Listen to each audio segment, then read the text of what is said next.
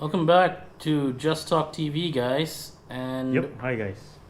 we're now going to bring a little bit of a thing. I want to talk about a quick update that's been happening in the football world. Yeah, it just happened like last week. Yep, a couple of days ago, 29th. 29, yeah. Yeah. And it's pretty much following the fallout of the European Super League.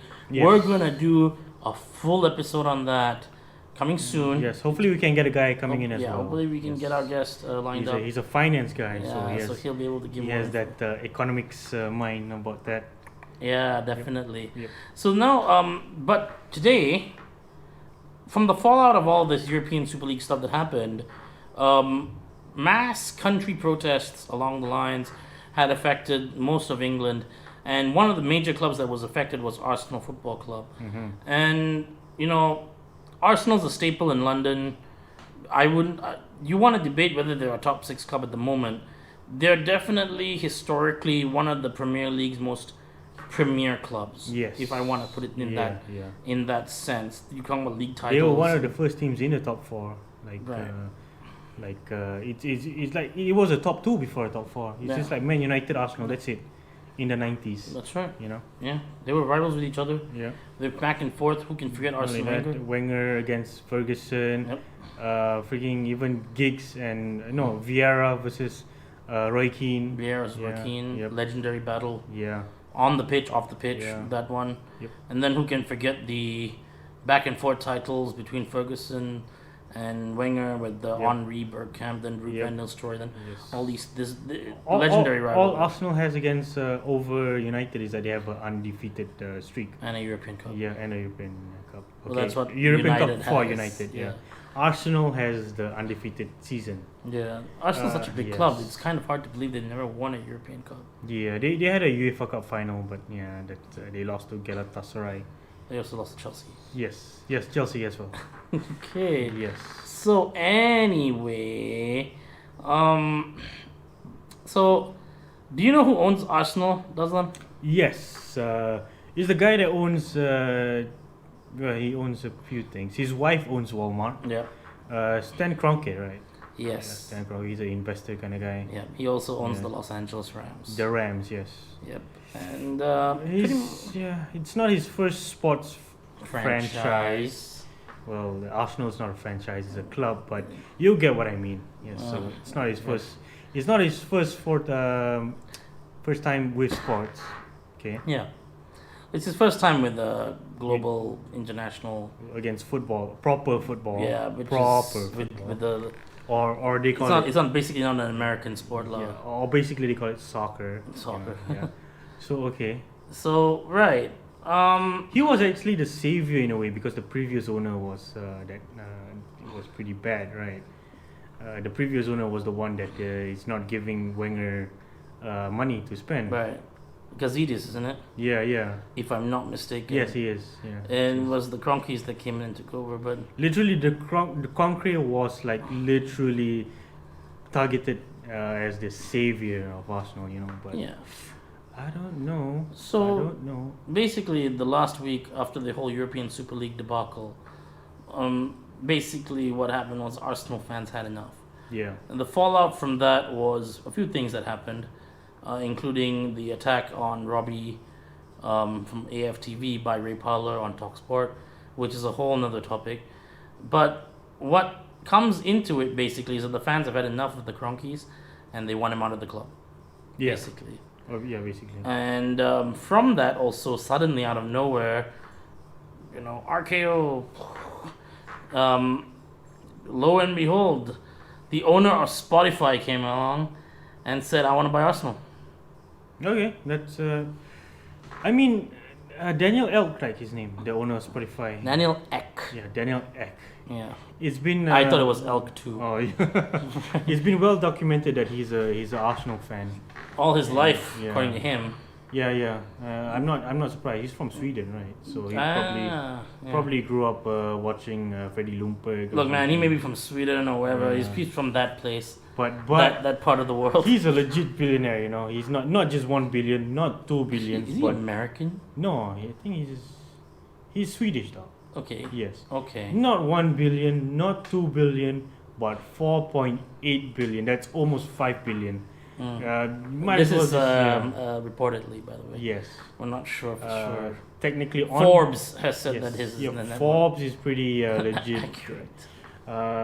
On paper, okay, on paper he's richer, way richer than John Henry of FSG. Yep. But I'm sure John Henry's wealth is in FSG itself. But you have to realize that Stan Yeah. Kronke is richer than him. Yeah, okay, that's true. That That's that the is very interesting true. thing. So, but then again, Stan Kronke, I'm not sure. Arsenal is for no doubts in my mind. Arsenal is a cash cow for Stan Kronke, but I'm not sure. It's been said and documented that Stan Kronke plans to give Arsenal or all his spots to his son. Josh, Yes. which, by the way, there is a video online Yes. on YouTube about this meeting that Josh Kroenke had with the beleaguered fan clubs of Yeah. Arsenal, and he had a phone call Zoom meeting with them, with a lot of these guys, a lot of fan groups that Arsenal has, and he was adamant that they're not going to sell. Josh had said that if you're hearing from me, that means you're hearing from my father, which means that Stan, as usual, is not communicating directly with the Arsenal board or the Arsenal fans or anyone. It's basically Josh who's running communications for Yep. this whole thing. It's kind of like how Tony Khan is with Fulham. Yeah, you Yeah. know that firsthand more than Yeah. anyone. And but if I'm not mistaken, isn't Tony legit owning things now? Like- He's the operations director. Okay, yes. So, but he's In a still, sense. but he's not like the mouthpiece for Shah, is there? Yes, he is. He is. Technically, yes. Yeah, Yeah. he is. Shahid is technically just the owner. The most blunt way to say, not really blunt, but the most on paper things to say, Shahid Khan is a sleeping partner. Okay, Yeah, like he just owns it. right. But in terms of running the club, is Tony Khan. So, but I do see Stan Kronke still owning it in a way. His son is not 100%. Like Mhm. it's not like how Tony Khan is with Fulham. Yep. But without a doubt, it's just a matter of time. He's going to be in that. But then again, we don't know because Josh Kronke has a lot of pressure. You know, he's the heir of Walmart as well. Yeah. So, the in thing a about way- Josh is that he's come out, Yeah, he's communicated, he apologized about the whole Super League thing. yeah, He apologized about the clubs thing. He said that all financial burdens or whatever caused by the Super League fiasco would be paid by KSE Group, which in this case is the Cronkies little arm there. yeah, And then when you're talking about from there, we cross to what he had to say about Daniel Ek. He basically said they're not selling the club no matter what. And I don't know, this Daniel Ek thing seems to have some weight behind it though. But you saying Josh has a lot of pressure. I mean, like in future, no doubts. Mm. What being that. I mean, So as, it's only a what matter of- about as it pertains to Arsenal? That's my thing. I mean, to me, it's like it depends if. Because he used the words that he wants to come down and grab a pint with the fans and all that shit. Yeah, yeah, okay. Again, like, you know. I'm not sure. I don't know if Stan Kronke wants to sell. If you ask me, I don't think so. Arsenal is too much of a. I don't think it's a want or need or whatever. I Yeah, think it's more like I don't need to do such a thing. Yeah. Like, why would I want to sell something that is earning me money? Yeah, because like. It's a legitimate business. Like, Yeah, and obviously Arsenal is always going to be a cash cow. Even though they are not performing or anything, they always bring in money. this is what I mean when I say that. They don't need to be thinking about having a new stadium. They already have that They from the have that, previous yeah. owners. Big investments. The only big investment they're going to take is from marketing and as well as buying players. That's it. Other than that, they're going to have a lot of money making it from Arsenal. So let's put this to a thing because I'm sure that some Arsenal fans are curious what you think or what we think about it. And I just maybe we need to simplify it here. First question is, have this ownership done enough to earn the patience and the love of their fans in terms of investment and stuff like that, like making Arsenal a football club that can compete at least by way of investment, you know? And the second question is, how realistic is it that they can sell this club? Because the way I see it, Daniel Ek, first of all, needs to give a very good offer. Like, if it's not something that is in their ballpark, I don't think they'll even consider it. Yeah. I mean, like Daniel Ek, as I said just now, is a billionaire, but 4.8 billion. You know, is he going to spend half of his net worth to buy Arsenal? I'm pretty sure that he will. Unless he has investors with him as well. Again, according to reports, that few Arsenal legends are behind this. Yes. Thierry Henry, Dennis Bergkamp. I've read about that, Patrick Vieira, but do they have what it takes to have investors? I think the thing about it is they can draw the investors. Okay. You know, like they can have meetings and unless they set up a consortium. I think that's what they'll do. Daniel Ek is going to be the chairman. Yeah, it's gonna be a group. It's gonna be a group. It has to be a group. Yeah. It has to be a consortium. But because the way it was painted before those legends got together, it was painted that Daniel Ek himself is going to be buying the club. So it's going to be more than half of his net worth if he's going to buy the club. That's what I'm saying. Because if you think about it, he's not going to be the one to fork out the money, is he? It's going to be he's definitely credit firms and all these people that will borrow. If they do manage to buy Arsenal, he's definitely going to be the top guy. But like he's not going to be the main single guy with all the power. So again, back to my first question: has the Cronkies done enough? I mean, they got a European Cup final, Europa League final. A few FA Cups here and there, but they have not been finishing in the top 4 for quite a while now. If you honestly ask me, it's not like as though they have. I mean, the reason why they rushed into the Super League in the first place, which we'll talk about some other time, one of the reasons anyway, was that the money from the European competitions just wasn't happening because they didn't qualify. Yeah. And a lot of clubs, that uncertainty of not being able to qualify for the big clubs, it takes a huge hit on their running of the club, you know. And I think people easily forget that these clubs are hampered by FFP, and also, you know, the financial fair play, like so which many Man City just dodged last season, so you know, there's that, and I find it hilarious to me that UEFA want to suddenly come along and, you know, they want to be the beacons of justice, given the fact that they let Man City go, and I'm like, yeah. And again, okay, different topic, but let's talk about Arsenal. And Arsenal in that sense, one of the things that Josh Kroenke said during his little Zoom meeting with the fans was that he hopes the fans can see how much investment they made in the transfer market over the last 3 seasons. I mean, yeah, it's not like as though they haven't spent, right? Yeah. They bought Aubameyang for quite a while. That is a marquee signing. Right. That is like not to say Galacticos, but that is definitely a signing that a cheap club, I mean, that's trying to save money, would not sign. Don't forget, they also extended his contract. Yes. So his wages are pretty expensive. They did everything in their power to keep him there. They bought Leno, the German keeper. Yep. I mean, that's pretty costly as well. Not Kepa costly like Chelsea, but that's another topic. No one will ever be Kepa. Yeah. Chelsea. And then what about, you know, some of the signings they've made this season? Thomas Partey, for example. Who I thought was that's one of the biggest steals of the transfer window. Yeah. Because, you know, I like Thomas Partey a lot. Yeah, even before that, Nicolas Pepe. Yeah. That was a few seasons ago, but still. They paid top dollar for him. It's not as bad as how Liverpool were with George and Gillix.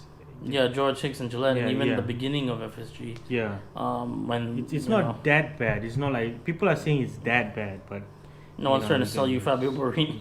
Yeah. Oh my God. It has not come to a. It is incredible to me how we still have the same owners. Yeah. Sorry, continue what you're saying. It's not as bad as how Liverpool had it when they had to buy someone like Borini or someone like Ricky Lambert. They're pretty good, but you know, not next level kind of thing. God. Yeah. So yeah, that's pretty. I honestly stood and convinced myself and tried to convince all our fellow Liverpool fans that Ricky Lambert was a game changer. Yeah. Oh my god. And ended up the guy that being what Ricky Lambert is supposed to be Yeah. was Jamie Vardy for Leicester. And you know, honestly, like at the time, okay, don't want to get away from that. We can talk about that another time. Arsenal. Here's my thing, right? Yeah. They've spent money, clearly. Yes. They've A lot of money. gone for managers who we all sat back and looked and we said, these are not bad choices for managers. Yeah. Unai Emery on paper is pretty good. Unai Emery on paper He has won a lot of a perennial Europa League winner. Like Yeah. he built something in Sevilla. Like I don't know what people are talking about, but he's a pretty good manager. Yep. Then came the next guy, which is of course Arteta, and you know, a lot of people are having a chucking go at him. You were saying what at the beginning of the show? Which one? You were saying somebody said that he's a fake Pep or something, right? Oh yeah. He was a fake Pep. But I don't know. He was an assistant to Pep. I don't know. Just give him a chance. It's his first. The problem is right, and I feel like I'm sitting here and I've often said, give Mikel Arteta a chance. This is what I've said. I stand by it, by the way. I do think that it's still a bit early to suddenly call for Arteta's head. I think he deserves another season just to see if they can right the ship with another transfer window under their belt. Yeah. But I will say this: in terms of the Cronkies and them spending money in the club, it doesn't seem to be much wrong in the way of purchases and transfers. Like they bought Willian, you know, into the club. You know, they paid him good wages. You know, Gabriel and the guy. Mm-hmm. Yeah. You know? They've spent on youth, so there's a lot of young players in that team as well. You know, they brought in a young, like fresh manager, and at that time Arteta was like, some people had him rumored to be groomed for the City job when Pep retired. Yeah. Remember that? Yeah, I remember that. Yeah, so I don't know, man. Like, I don't know.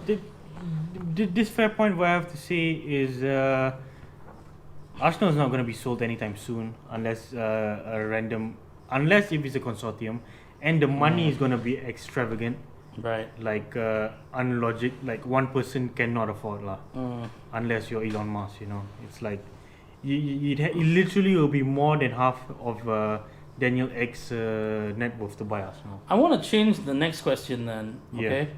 What makes Arsenal fans think that Daniel X is going to be different? Yeah, I mean, yeah, that's true. Like, you put it this way: a guy will be okay. Other than the fact that he's an Arsenal fan, okay, that's put aside. This guy, let's say he managed to buy Arsenal. Mohamed Salman's a Liverpool fan, probably. Yeah, I mean, yeah. Okay, for the sake of argument, let's say he managed to buy Arsenal. He bought Arsenal with his own money. Okay. Okay. He bought it more than half of his net worth. Mm-hmm. Okay.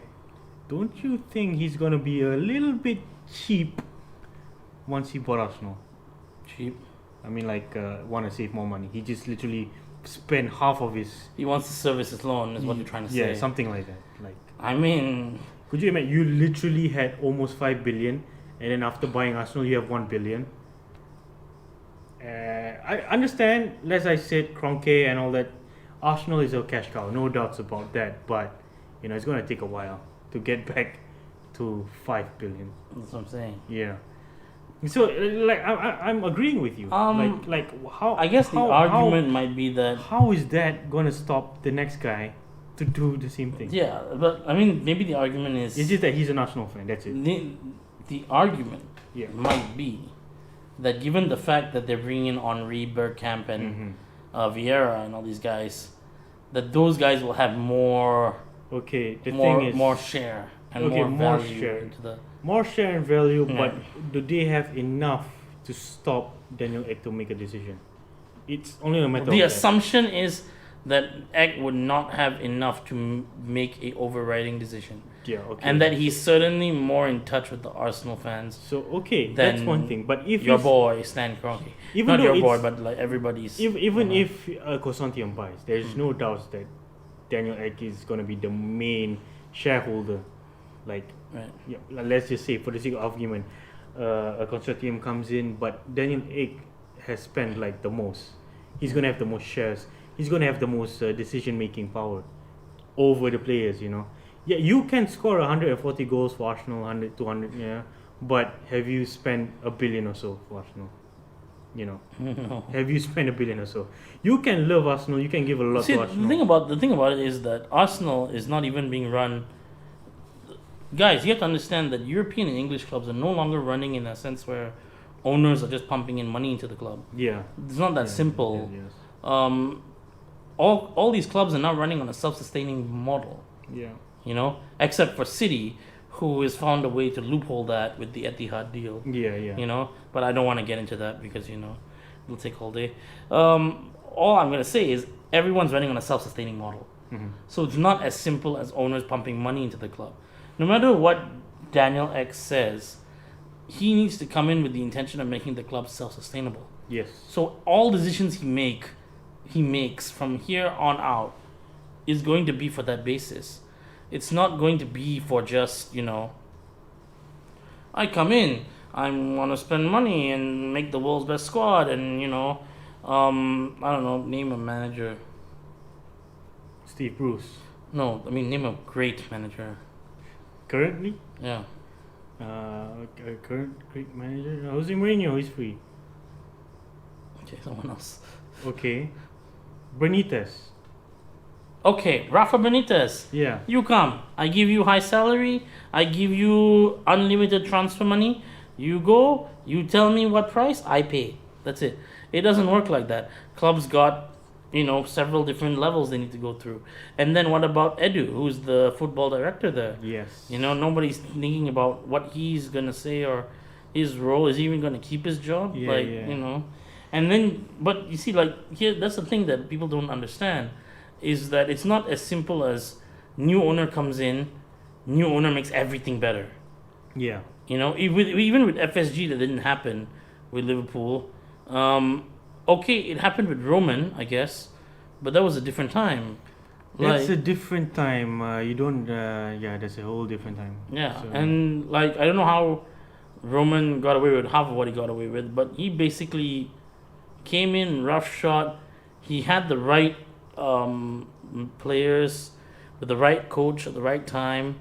He went through a short spell with Premier League winner Claudio Ranieri. mhm.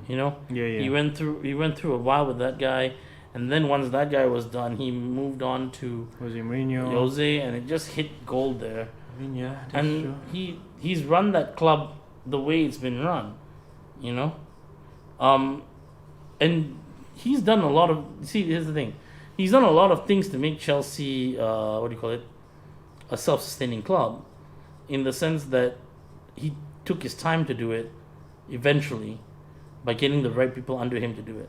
Yeah. I don't think Chelsea support board staff and all get enough credit for what they've done, Yeah. like the merchandising and all that stuff. They've really evolved, especially in the African countries. Yeah. They've really done well to promote to those guys. In comparison, then you have Arsenal, who's done extremely well, with a whole generation of fans. And the point is that the club itself doesn't have success on the pitch for whatever reason, because the right mix hasn't come along. Maybe Yeah. maybe not the right manager and all. So, I mean, right now, it's not a matter of having a new owner, But Yeah, especially with Stan Kronke. Is basically main on Stan Kronke's mentality, lah. Right. Why does he have Arsenal? He has to Make really money. think about it. Yeah. I guess the argument then is that he doesn't line up with the core value of the clubs, and that's Yeah. what Stan Kronke, right? And I will argue that probably not. I mean, it's true. Stan business doesn't is look business. like he gives a crap. Yeah. He definitely cares about American football. I can tell you that. Mhm. As a fan of the Dallas Cowboys, I often watch how the Los Angeles Rams are doing and stuff, and he's put in a lot of investment there. I want to say that Arsenal less so. I don't think he can appreciate the value of Arsenal. I think Josh, his son, appreciates it a bit more. That's based on from what I've heard from him, like when he speaks. Like he seems like he I mean not that he cares, but like that he understands the potential value to be had, and the reason is like he understands that I need to keep these people on board, or I'm going to lose because without the fans of the club, you can't survive. Yeah. Can you imagine what would have happened if Liverpool, for example, didn't apologize, didn't do what they could to appease Jurgen, and then Jurgen decided, like Mourinho with Spurs, to resign because of the Super League thing? You know what would have happened? Yeah. What would have happened? I put it on my tweet. Yeah. I said, if Jurgen leaves, every Liverpool fan is going to be asking for FSG to go. Mm-hmm. Like, it's that simple. Nobody will ever trust FSG ever again. Like, they can just go. Because you can't force your best manager to retire or leave the club because you wouldn't, swallow your pride and do the thing that needs to be done in that case. Yeah, that's true. You know, That's true. you know what I mean? So I just argued that if Daniel Ek comes in, first of all, he's probably going to remove Arteta. He's probably going to remove Edu. Who's he going to replace that with? Is it going to be better? And it's easy for you to say that you want to engage these fans, but if anyone knows Arsenal fans, they know that the moment this team goes on a loss of 3 losses in a row, they'll turn on the owners. Yeah, that's true. That's how football fans are like. They'll turn on owners every time. That's true. It's very compelling to see what's happening next. I don't think Daniel Ek is going to make an offer unless he has investors or a consortium behind him. Stan Kronke can use this as a wake-up call to actually care a bit about Arsenal. I mean, let's make it simple. Yeah, he doesn't need. He mustn't just care. Yeah. He must do. Yes. He must engage the fans Yeah. and get them on his side. By the way, I didn't know this, but you know that Europa League match between Villarreal and Arsenal? Yeah, it's against Unai Emery, right? Unai Emery was Yeah. Villarreal manager. Yes. What the actual hell? Yep. That's yeah. Yeah. So we're probably going to give a review of the Champions League and the Europa League semi-finals Yep. once they are played. Yep. And, Completed. we're going to give an update on the Arsenal fiasco, especially with Daniel Ek and Stan Kronke. If you're an Arsenal fan or a football fan that have any input about this subject, don't forget to just comment down below. I mean, are you know. Arsenal fans really? Do you really think that change of ownership is going to improve things at Arsenal, or is it just a matter of finding the right manager or the right players? For example, sometimes those things can play a factor. Yeah, that's true. So okay, don't forget guys, that's a very good episode today about the Arsenal. Any Arsenal fan, just comment down below, don't forget. And don't forget to like and hit the subscribe button. Ring and don't that forget, notification bell. ring that notification bell. And also guys, like we said earlier, you can find our videos on YouTube and also our personal Instagrams. Yes. Where we will be doing. We'll put a link down below. The link, and also on IGTV we'll be don't having. forget, this is Just Talk TV. Remember that name. It's gonna be here for a while. So stay tuned for more episodes. We will catch you See you guys on the flip side.